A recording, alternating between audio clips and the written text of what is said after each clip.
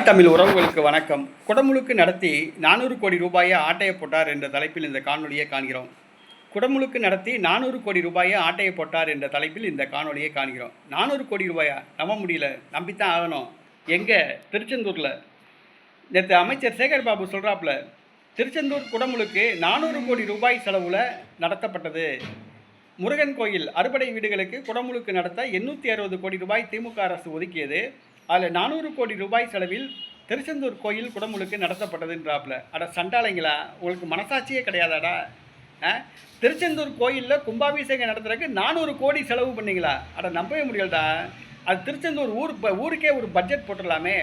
திருச்செந்தூர் நகராட்சிக்கு பட்ஜெட் ஆகக்கூடிய செலவு கூட குறைவாக தான் இருக்கும். கும்பாபிஷேகத்துக்கு 400 கோடி செலவு பண்ணீங்க. ஏன் தங்கத்திலேயே தங்க நீரை கொண்டு வந்து அபிஷேகம் பண்ணீங்களா?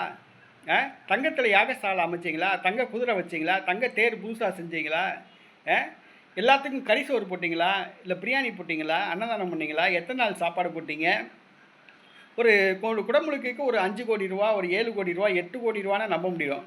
400 கோடி ரூபாய் செலவில் கும்பாபிஷேகம் நடத்திருக்கீங்கன்னு சொல்கிறீங்களாடா? மனசாட்சியே கிடையாதா? திமுக இப்படி ரொம்ப கேவலமாக போச்சு. இப்படியா ஊழல் படுறது? தெய்வத்துக்கே அடுக்குமா? இது தெய்வ குத்தம் இல்லையா?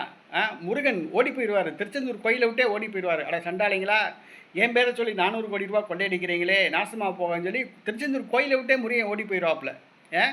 முருகன் பேரை சொல்லி 400 கோடி ரூபா கொள்ளையடிக்கிறீங்களையா? உங்களுக்குலாம் மனசாட்சியே கிடையாதா? சாமி காசை திருடலாமா? கோயில் காசை திருடலாமா? சிவன் சொத்து குல நாசம்ன்றாங்க. கோயில் சொத்தை திருடவே நல்லாவே இருக்க மாட்டான். அதான் உண்மை. 400 கோடி ரூபாய் கொள்ளையடிச்சிருக்கீங்களே. நேற்று வாய்க்கூசாமல் சொல்கிறாப்புல சேகர் பாபு, 400 கோடி ரூபாய் செலவில் திருச்செந்தூர் கோயில் கும்பாபிஷேகம் நடத்தப்பட்டது. சிவன் சொத்து குல நாசம். கோயில் காசை திருடவே விளங்கவே மாட்டான், நல்லாவே இருக்க மாட்டான். அதான் வரலாறு.